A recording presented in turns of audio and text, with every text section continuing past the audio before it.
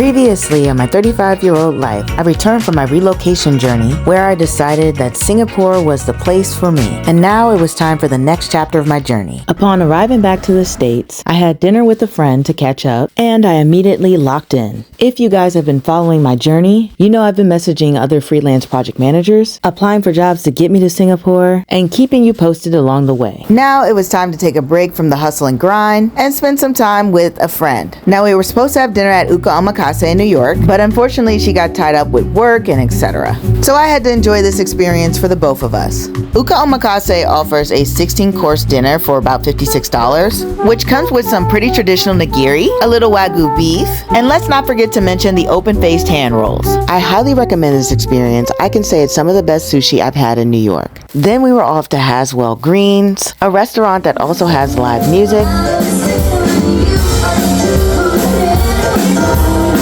And in my opinion, it was pretty packed that night. Then we decided to end the night at Oscar Wilde. I always wanted to come here because of its quirky aesthetic. Since I rarely drink anymore, my goal is to enjoy the vibe and good company. The next day, we decided to try something just a little unique, and we headed to Pearl and the Beast to shuck oysters and create our own jewelry. Now, I'd been wanting to do this for about 2 years, and I figured it's time to just commit. So we picked our oysters and got straight to business. Keep in mind, the oysters you choose changes the price. We got started on shucking our oysters, and once we opened them, we had to scrape for pearls. Some of these pearls were really stubborn, so we had to get in there, and then put them in this little glass cup to be cleaned. You had to make sure you got the oyster flesh off of the pearl. And I don't know who discovered this process, but it couldn't have been me. It's messy, it's technical, but it is worth it. Now it was time to pick out our jewelry. And they had a pretty good selection of bracelets, rings, earrings. And I was told by a friend of a friend you could even bring your own jewelry. And there were even pre-made items you could buy. Me, myself, I'm a ring girl. And I personally think gold looks best on me. Now it was time to choose our pearls. And any pearls you don't put in your jewelry, you do keep. And this is how my rings came out.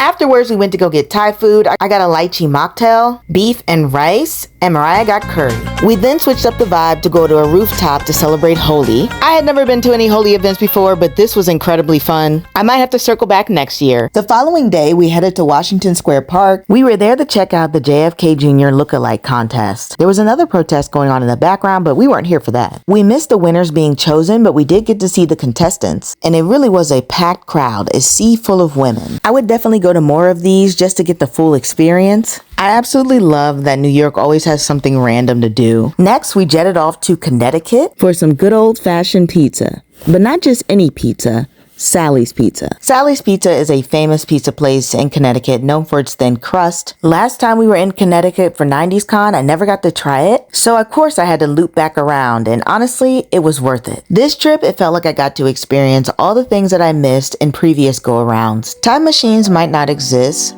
but sometimes you get the opportunity to write a better second chapter.